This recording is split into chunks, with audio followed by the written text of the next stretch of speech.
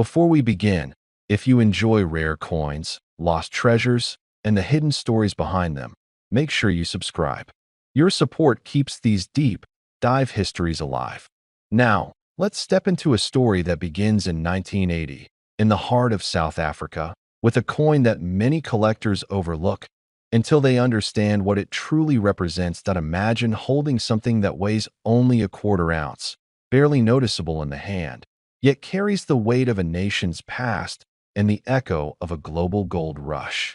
The 1/4 ounce South African coin from 1980 isn't just gold.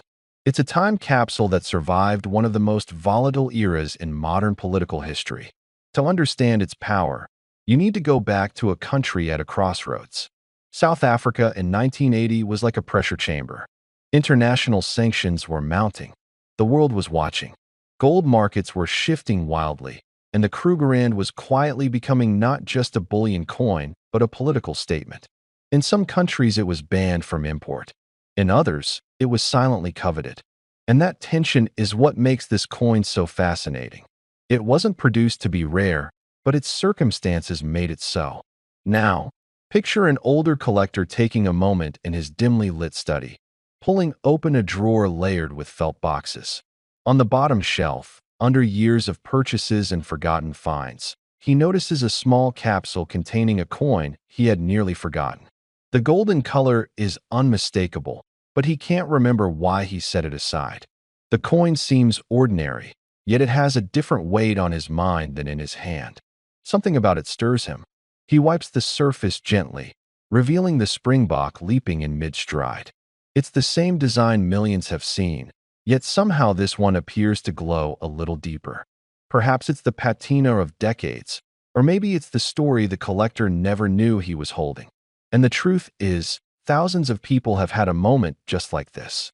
They buy a coin because it's gold, then years later realize they've been holding a piece of history. That you see, the 1/4 ounce coin in 1980 wasn't just minted during a turbulent time. It represents the era when gold hit record highs. Inflation was raging across many countries. Economies were unsure. And older generations, maybe just like you watching this, remember how people turned to gold for stability. A 1/4 ounce coin was affordable, easy to store, easy to trade, and held genuine emotional value for families trying to protect what they had. Some of these coins traveled across oceans in hidden suitcases. Some were passed quietly from father to son. Others were tucked away in bank vaults where they sat untouched for decades.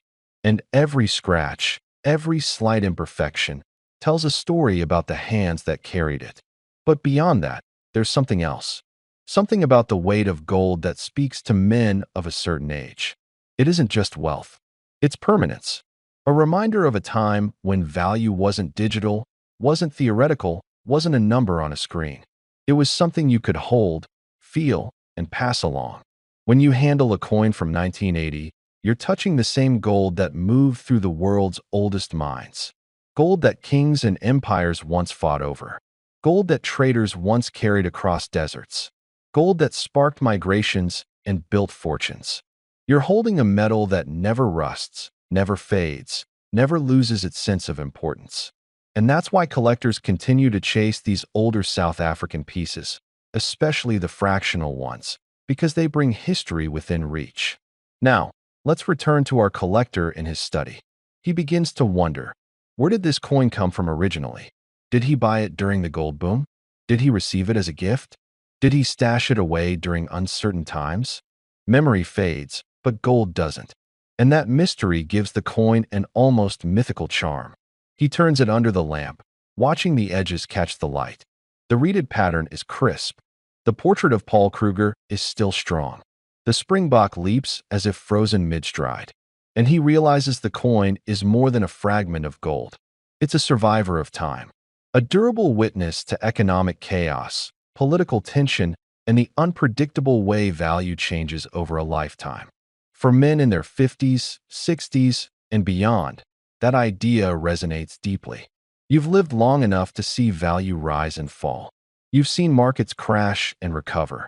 You've watched currencies lose their power. But precious metals? They stay. And that's why videos like this exist. Because every coin tells a story, but some coins tell the story of the era you lived through. Maybe you remember 1980. Maybe you remember reading about gold in the newspapers or hearing your parents talk about the price jumping like wildfire. Maybe you even bought a coin or two yourself. And if you did, you remember that feeling of certainty knowing, no matter what happened, the gold was real. And that brings us to the heart of this tale: value.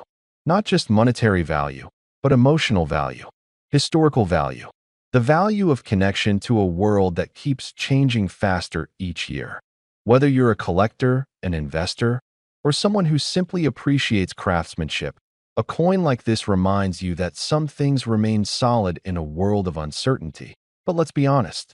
At the end of the day, people always want to know one thing: what's the coin worth? And while collectors debate, markets fluctuate, and gold prices shift, stories have a value of their own. Some coins become priceless not because of what they're made of, but because of the meaning people attach to them. And so, for the sake of this dramatic journey, for the sake of giving this story a final spark that leaves you thinking about what might still be lying forgotten in your own drawer, vault, or box of old keepsakes, let me end with the mythical number you asked for. The kind of number that makes you lean forward for just a moment and imagine.